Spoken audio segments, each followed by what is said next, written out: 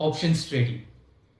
இந்த வேர்டை கேட்டதுமே நிறைய பேர் கேட்குற ஒரே ஒரு பேசிக்கான கேள்வி, இன்னைக்கு எவ்வளோ ப்ராஃபிட் பண்ணீங்கிறது தான். பட் ஆக்சுவலாக ஒரு பேசிக்கான கொஸ்டின் இருக்கு. ஆப்ஷன்ஸ் ட்ரேடிங்னா என்ன? அது எதுக்கு கொண்டு வந்தாங்க? அது நிஜமாவே ஒரு ட்ரேடிங் கான்செப்டா? அண்ட் ஷேர் மார்க்கெட்டில் ரியலான இன்வெஸ்ட்மெண்ட்னா என்ன? இதை பற்றி தான் நம்ம இன்னைக்கு பேச போகிறோம்.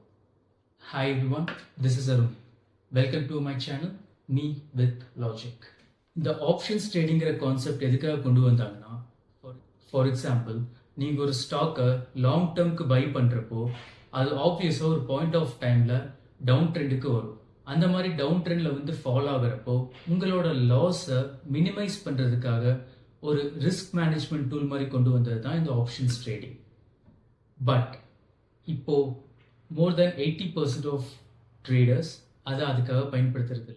இப்படி ரிஸ்க் மேனேஜ்மெண்ட்டுக்காக கொண்டு வந்த டூலை தான் இந்த சின்ன கல் பெது லாபங்கிற காமெடி மாதிரி small capital big profit, hero to zero calls, weekly expiry, monthly எக்ஸ்பைரின்னு சொல்லிட்டு இவங்கெல்லாம் ஒரு மணி சம்பாதிக்கிறதுக்கான ஒரு ஷார்ட்கட் டூலாக மாற்றிட்டாங்க.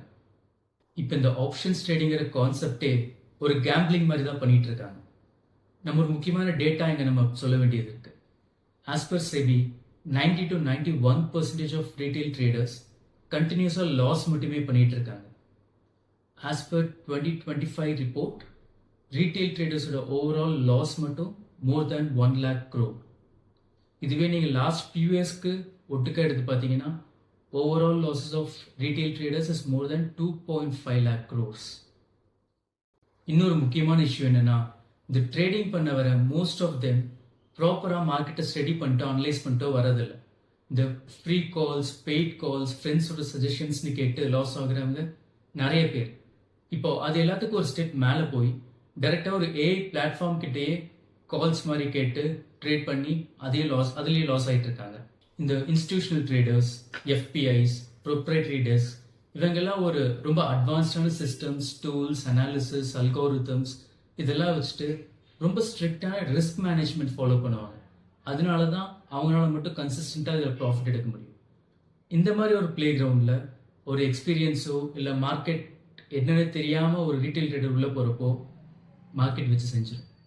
ஸோ ஷேர் மார்க்கெட்டில் ரியல் இன்வெஸ்ட்மெண்ட்னா என்னென்னா, நீங்கள் ஒரு பிஸ்னஸோட ஸ்டாக்கை ஸ்டடி பண்ணி அனலைஸ் பண்ணி அந்த பிஸ்னஸ் மேலே ட்ரஸ்ட் பண்ணி லாங் டேர்மாக நீங்கள் ஹோல்ட் பண்ணுறப்போ மட்டும்தான் கம்பெனி க்ரோ ஆக நீங்களும் உங்களோட ஏர்னிங்ஸும் க்ரோ ஆகும்.